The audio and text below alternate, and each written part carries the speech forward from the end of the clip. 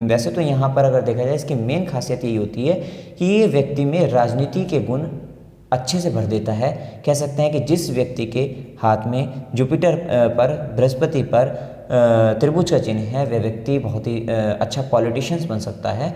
और या कह सकते हैं कि वहाँ पर क्योंकि ये त्रिभुज, क्योंकि ये जो जुपिटर पर्वत होता है गुरु पर्वत, ये गुरु जो होते हैं वो आकाश तत्व है, तत्व इसका आकाश है। और जैसे ही ये त्रिभुज का साइन आ जाता है उस आकाश तत्व में वृद्धि हो जाती है और ऐसा व्यक्ति अपने अंदर बहुत सारा ज्ञान समा लेने की भी क्षमता रखता है। मतलब उसके अंतर्गत बहुत ही बड़ा ज्ञानी कह सकते हैं, विद्वान होता है। इस तरीके की प्रवृत्ति व्यक्ति की पाई जाती है।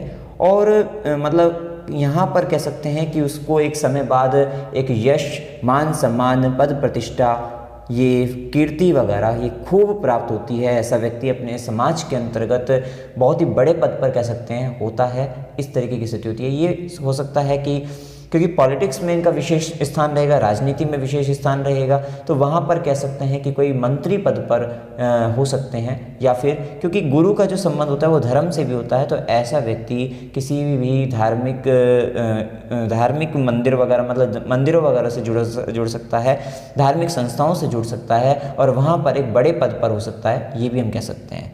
तो यहाँ पर कह सकते हैं कि ऐसा व्यक्ति बहुत ही मतलब कुशाग्र बुद्धि वाला होता है, उच्चाभिलाषी होगा, महत्वाकांक्षाएं काफ़ी अधिक पाई जाती है, प्रबंधन शक्ति काफ़ी अच्छी पाई जाती है और राजनीति के क्षेत्र में काफ़ी अच्छा प्रयास करता है और साथ ही जनता का हृदय जीत लेने वाला होता है। तो यहाँ पर एक खास बात ये भी है कि ऐसा व्यक्ति जनता का प्रिय भी बन जाता है, उसके फॉलोवर्स काफ़ी अच्छे होंगे। अब यहाँ पर अगर यूट्यूब से भी बात करें, मान लीजिए वो यूट्यूब पर भी है तो उसके सब्सक्राइबर बहुत सारे होंगे, फॉलोवर्स बहुत सारे होंगे, कुछ इस तरीके से मतलब एक बहुत बड़ा जन समुदाय उसके पीछे चलता है क्योंकि उसके अंदर इतनी अच्छी लीडरशिप क्वालिटी आ जाती है। मतलब यहाँ पर मेन बात यही है कि ये जो त्रिभुज का चिन्ह होता है वो लीडरशिप क्वालिटी को बढ़ा देता है।